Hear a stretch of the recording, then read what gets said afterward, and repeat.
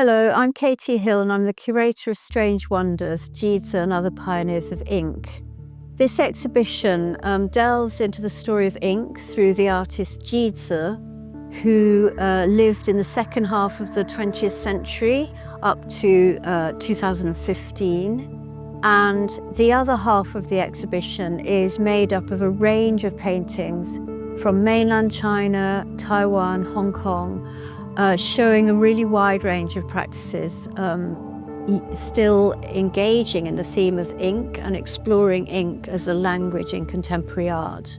So the title of the show, Strange Wonders, is taken from a poem by the painter Nican, and that connects the exhibition historically to the long tradition of the poetic engagement with culture and nature by painters and poets from centuries back in Chinese culture. The title brings together the theme of nature, Taoism, the cosmos, and all the ideas that painters were interested in and still are, which is engaging in classical texts, but also creating new contemporary languages through the medium of ink. So we've got two floors, and the upper floor shows works from a private collection, and they comprise a range of styles, including landscape, conceptual, ink, calligraphy, and pure abstraction. And then the floor on the basement of the gallery shows Jizi's work, this incredible pioneer whose life was a tough existence as somebody who was self-trained, self-taught, and towards the end of his life, he produced this extraordinary range of works, many of which are shown here in the exhibition. Jizi's work has never been shown here in the UK, so it's a really special moment to bring his work to audiences in London. And you know, the story of his life and his persistence and his endurance is a remarkable tale that kind of needs to be brought into art history. Which includes his interest in classical philosophies and particularly that of Taoism, and using the Tao Te Ching as a source of inspiration in his practice. So I'm going to show you one of Jizi's works here called From Spirituality to Form, which was produced in 2010.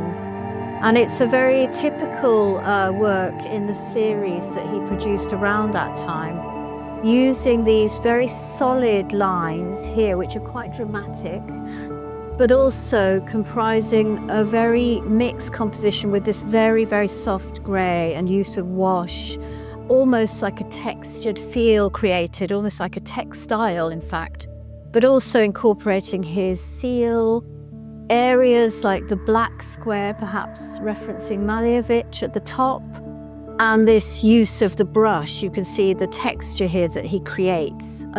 So it shows off his skills, it shows off his incredible, unusual compositions, which are very typical of modern Chinese ink painting. And it has a quality which is very much of Jizi's style as well. So here we have Jizi's Nebula series, which is a really interesting series of work in which he starts using colour, and it becomes very different from his black and white series we've just seen, with this kind of very circular elements in it, and this very vibrant focus here with this bright planetary form, with the use of this very bright red, blues and pale colours.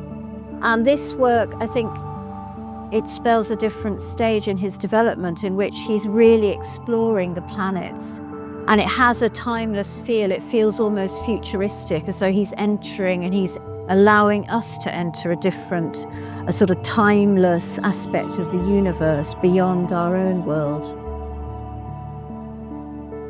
So here we have Jizi's great masterpiece, The Spirit Flowing in the Vast Universe, which is this monumental horizontal scroll made in ink. It's an incredibly dynamic work, showing this vast landscape of clouds, of water, of stalactites, cave-like structures, and things that are constantly moving, sort of formations, we could say, that are of the universe but also otherworldly. Within this painting, we've got aspects of Jizi's skill as an ink painter, showing very clearly his use of white space in these cloud formations, these little textured brush strokes showing his skill of the brush, but also his imagination, showing this constant, fantastical landscape in which the viewer is drawn through and taken on a journey across this really very impressive and intense work. So with this vast scroll of 40 meters long, we had to roll up the end of it because it's too long to show in a space like this. And I think we all know that some of the museums in mainland China have these fantastic spaces.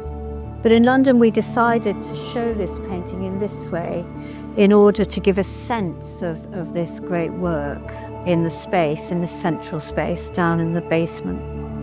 And to connect some of these paintings, we also have brought along some special items from Jizi's practice, including his seals, which are often present in many of the paintings. So here we have a cabinet showing his interest in Taoism, the seals themselves that he himself used, and he made and cut his own seals. So they're very important, and you can see them present in many of the ink paintings shown in the exhibition.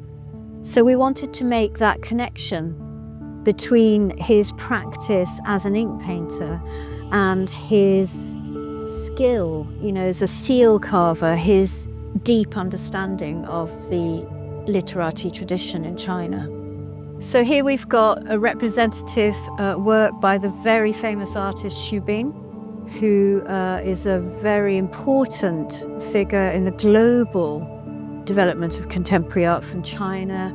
And this is a piece which is his square word calligraphy, showing a poem called Dreams by Langston Hughes. So we can actually read this poem in English, which he has forced into Chinese character forms, what he calls square word calligraphy. And it says, "Hold fast to dreams, for when dreams go, life is a barren field frozen with snow." We're now on the top floor of the gallery, where we've added some other ink works, as you can see here, including some abstract ink and also some calligraphy works.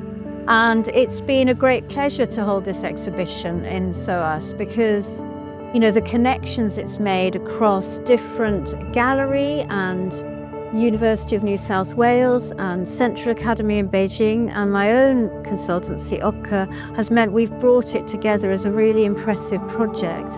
And we're hoping to exhibit this work in other spaces, particularly in museums in Europe and also in China.